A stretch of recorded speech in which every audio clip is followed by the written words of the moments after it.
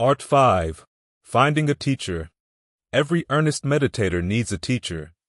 Because meditation is training in new ways to act, you learn best when you can watch an experienced meditator in action and at the same time can let an experienced meditator watch you in action.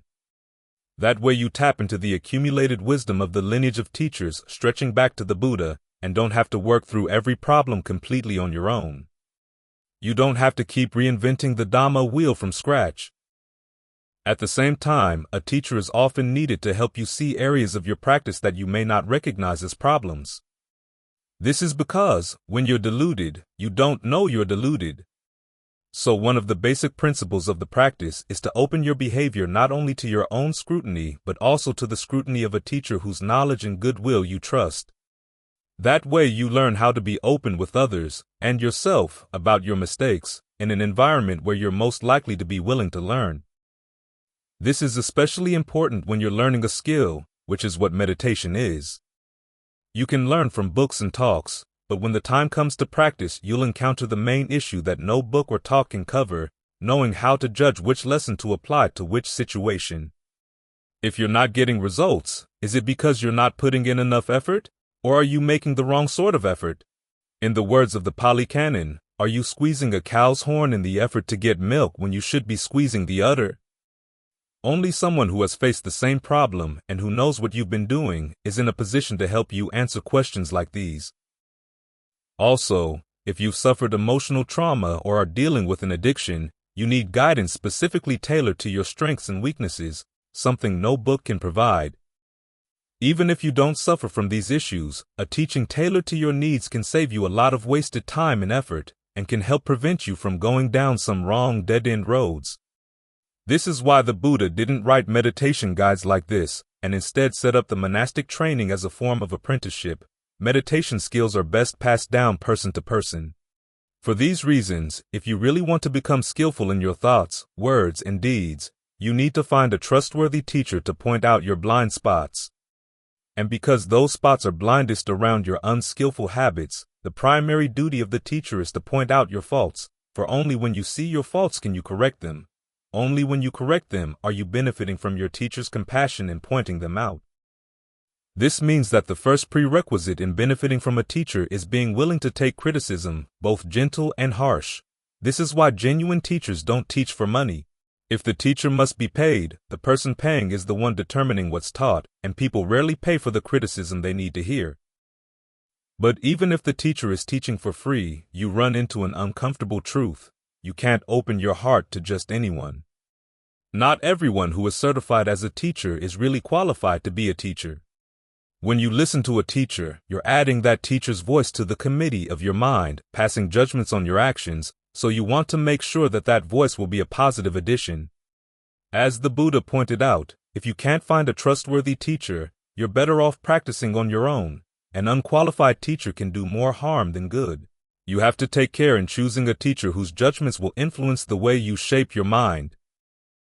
To take care means not falling into the easy trap of being judgmental or non-judgmental, judgmental in trusting your knee-jerk likes or dislikes, non-judgmental in trusting that every meditation teacher would be equally beneficial as a guide. Instead, be judicious in choosing the person whose judgments you're going to take on as your own. This, of course, sounds like a catch-22.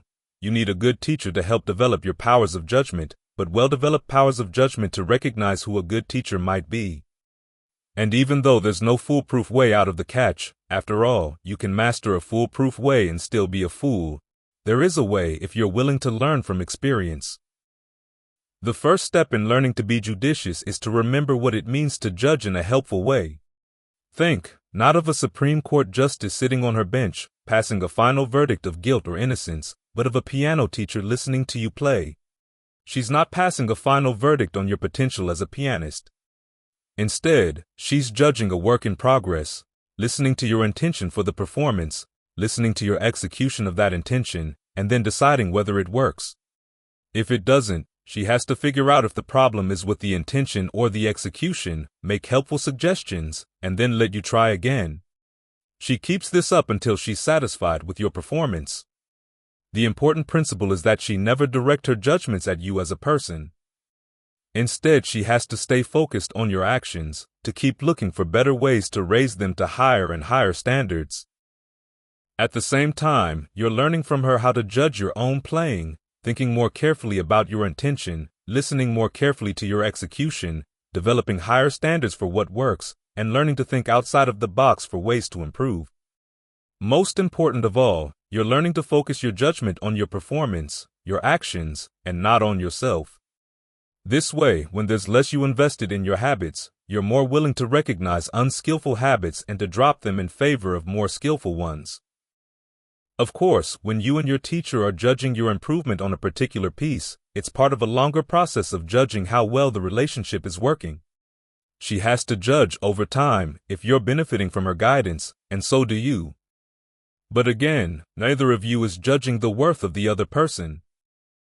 In the same way, when you're evaluating a potential meditation teacher, look for someone who will evaluate your actions as a work in progress, and apply the same standard to him or her. Even teachers who can read minds need to get to know you over time to sense what might and might not work in your particular case. The best teachers are those who say, "Try this. If it doesn't work out, come back and let me know what happened, so we can figure out what might work for you."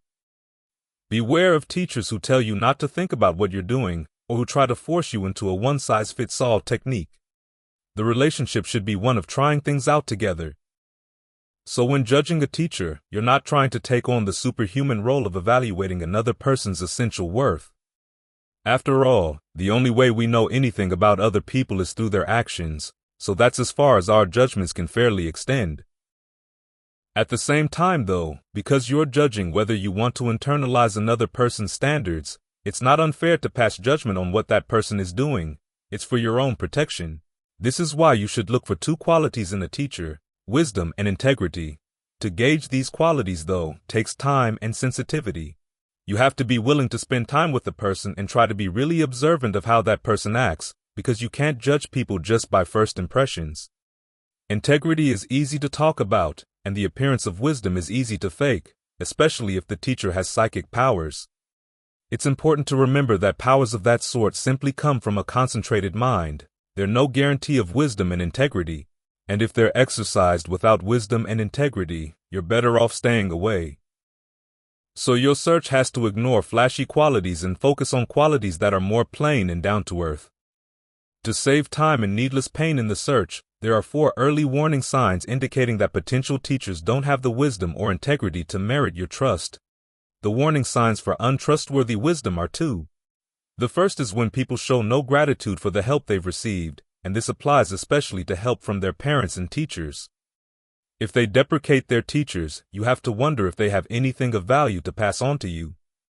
People with no gratitude don't appreciate goodness, don't value the effort that goes into being helpful, and so will probably not put out that effort themselves. The second warning sign is that they don't hold to the principle of karma.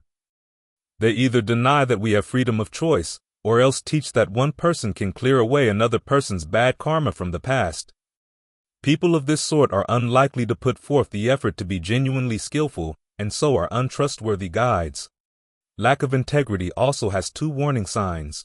The first is when people feel no shame in telling a deliberate lie. The second is when they don't conduct arguments in a fair and above-board manner, misrepresenting their opponents, pouncing on the other side's minor lapses, not acknowledging the valid points the other side has made. People of this sort aren't even worth talking to, much less taking on as teachers. As for people who don't display these early warning signs, there are some questions you can ask yourself about their behavior to gauge the level of wisdom and integrity in their actions over time. One question is whether a teacher's actions betray any of the greed, anger, or delusion that would inspire him to claim knowledge of something he didn't know, or to tell another person to do something that was not in that person's best interests. To test for a teacher's wisdom, notice how he or she responds to questions about what's skillful and what's not, and how well he or she handles adversity. To test for integrity, look for virtue in day-to-day activities and purity in the teacher's dealings with others. Does this person make excuses for breaking the precepts, bringing the precepts down to his level of behavior rather than lifting his behavior to theirs? Does he take unfair advantage of other people? If so, you'd better find another teacher. This, however, is where another uncomfortable truth comes in. You can't be a fair judge of another person's integrity until you've developed some of your own. This is probably the most uncomfortable truth of all, for it requires that you accept responsibility for your judgments. If you want to test other people's potential for good guidance, you have to pass a few tests yourself. Again, it's like listening to a pianist. The better you are as a pianist, the better your ability to judge the other person's playing. Fortunately, there are guidelines for developing integrity, and they don't require that you start out innately good. All they require is a measure of truthfulness and maturity, the realization that your actions make all the difference in your life, so you have to take care in how you act, looking carefully at your motivation for acting and at the actual results that come when you act. Before you act in thought, word, or deed, look at the results you expect from your action.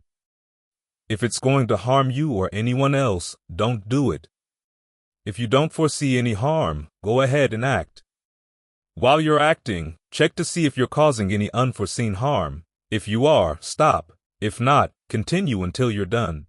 After you're done, look at the long-term results of your action. If it caused any harm, talk it over with someone else on the path. Develop a healthy sense of shame around the mistake, and resolve not to repeat it. If it caused no harm, take joy in the fact and keep on training. As you train yourself in this way, you get more sensitive to what is and isn't skillful, because you're more sensitive to the connections between actions and their results. This helps you become a better judge of a potential teacher in two ways, both in judging the teacher's actions and in evaluating the advice the teacher gives you. For the only way really to evaluate that advice is to see what results it gives when put into action, your own actions. If acting in that way fosters within you such admirable qualities as being dispassionate, modest, content, energetic, and unburdensome, the advice to act that way is the genuine thing. The person who gives you that advice has passed at least that test for being a genuine friend. And you're learning still more about how to judge for yourself. Some people might object that it's selfish and inhumane to keep testing people to see if they fit the bill, but remember, in testing a teacher, you're also testing yourself. As you assimilate the qualities of an admirable teacher, you become the sort of person who can offer admirable help to others. Again, it's like practicing under a good piano teacher. As you improve as a pianist, you're not the only one who can enjoy your playing. The better you get, the more joy you bring to others. The better you understand the process of playing, the more effectively you can teach anyone who sincerely wants to learn from you. This is how teaching lineages of high caliber get established for the benefit of the world. So when you find an admirable meditation teacher, you're tapping into a long lineage of admirable teachers, stretching back to the Buddha and helping it to extend into the future. Joining this lineage may require accepting some uncomfortable truths, such as the need to learn from criticism and to take responsibility for your actions. But if you're up for the challenge, you learn to take this human power of judgment, which, when untrained, can so easily cause harm, and train it for the greater good. Appendix. Supplementary meditations. As I noted in Part 1, there are times when you need to get the mind in the right mood before it will be willing to settle down with the breath. Here are a few contemplations that can help create that mood. The explanations here are simply suggestions for how to get started with these contemplations, for these exercises are most effective when you use your ingenuity to tailor them to deal with the particulars of your own moods. You can make any variations you want, as long as they help move your thinking in the right direction, toward a desire to settle down with the breath. When that desire arises, you can drop the contemplation and focus right on your breathing. In the beginning, you may find that you need to engage for a fairly long time in these contemplations before they have an effect. Eventually, though, you should gain a sense of what works for you. Use that knowledge to make your contemplation more efficient. In other words, go right for the jugular of the mind state that's getting in the way of your settling down. That way you'll have more time to work and play with the breath. When you're feeling discouraged, try reflecting on your own generosity. Think of times in the past when you gave someone a gift, not because you had to or because it was expected of you, but because you simply wanted to. You had something that you would have liked to use yourself, but then you decided you'd rather share it. Gifts of this sort are good to remember because they remind you that you do have at least some goodness to yourself. They also remind you that you're not always a slave to your appetites. You have some freedom in how you act, and some experience in how good it feels to exercise that freedom in a skillful way. The word gift here doesn't mean only a material gift. It can also mean a gift of your time, your energy, your knowledge, or your forgiveness. To get the most out of this contemplation, make a habit of looking for opportunities in your daily life to be generous in any of these ways. That way you always have fresh material for your contemplation. Without fresh material, the contemplation can quickly grow stale. In a similar way, you can reflect on your own virtue. Think of times when you could have gotten away with harming someone else, but you didn't do it, on principle. You saw that it was beneath you or would have led to regret down the line. If you've taken the precepts, reflect on the times when you were tempted to break any of them, but you managed not to. Think of how glad you are in retrospect that you didn't. This sort of reflection not only helps the mind settle down in concentration, but also helps you resist any temptations to break a precept the next time they come around. When you're feeling lustful, contemplate what's inside your body, and remember that the same things are in the person for whose body you're feeling lust. Remember that lust can grow only when you block out huge areas of reality, such as all the contents of the body, so broaden the range of your inner gaze. To get some beginning practice with this contemplation, try visualizing the bones in your body. Start with the bones of the fingers. As you visualize them, ask where you feel your fingers are right now. If there's any tension in the fingers, remember that there's no tension in the bones, so relax the tension. Then move up to the bones in the palm of your hand, and repeat the same exercise. Notice the tension around the bones and relax it. Keep moving up the arms, repeating the same exercise until you reach the shoulders. When you've contemplated the shoulder joints, move your inner gaze down to your feet. As you visualize the bones in your feet, relax any tension you feel in the feet. Then move up the legs, through the pelvis, up the spine, through the neck, and finally to the skull. As a variation on this exercise, once you've finished relaxing a part of the body around a particular bone, visualize it being lopped off as you move to the next part. Keep this up until every part of the body feels lopped away, and you're sitting with a sense of spacious, light awareness. You can apply the same exercise to any other organ of the body that you find especially incongruous with your lust. If, for instance, you find yourself attracted to skin, imagine your skin removed from your body and placed in a pile on the floor. To aid in your visualization, you can memorize the traditional list of body parts used in this sort of contemplation: head hairs, body hairs, nails, teeth, skin, muscle, tendons, bones, bone marrow, kidneys, heart, liver, membrane, spleen, lungs, large intestines, small intestines, contents of the stomach, feces, bile, phlegm, lymph, blood, sweat, fat, tears, oil, saliva, mucus, fluid in the joints, urine. If you want, you can add other parts, such as the eyes or the brain, that for some reason didn't make it into the traditional list. Once you've memorized the list, visualize the parts one by one, asking yourself, with each part, where that part is in your felt sense of the body. To help with your visualization, you can look at an anatomical chart, but remember that none of the parts in your body are cleanly separate and defined as they would be in such a chart. They're mixed with all the fluids in the body. If visualizing a particular part has a particularly strong effect in counteracting lust, you can focus your primary attention on that part and, for the time being, put the rest of the list aside. For further ideas on dealing with lust, look at the discussion of disruptive emotions in Part 2. Ideally, this contemplation should give rise to an inner sense of lightness as you lose interest in the lust. If, however, you find it giving rise to fear or unsettling emotions, drop it and return to the breath. When you're feeling angry, look at the instructions for dealing with anger in Part 2. You can also try the instructions for developing the Brahmaviharas in Part 1. When you're feeling lazy, contemplate the fact that death could come at any time. Ask yourself, are you ready to go in the next minute or two? What would you need to do to put your mind in a state where it wouldn't be afraid to die? How would you feel if you died tonight after wasting the opportunity to meditate and develop good, strong qualities in the mind? Keep asking yourself questions along these lines until you feel a desire to meditate. then go straight to the breath. This contemplation, like the contemplation of the body, is meant to strengthen the mind in skillful resolves. If, however, you find that it gives rise to fear or unsettling emotions, drop it and go straight to the breath. Another antidote to laziness is to think of times in the past when you wished you could find a moment of peace and quiet.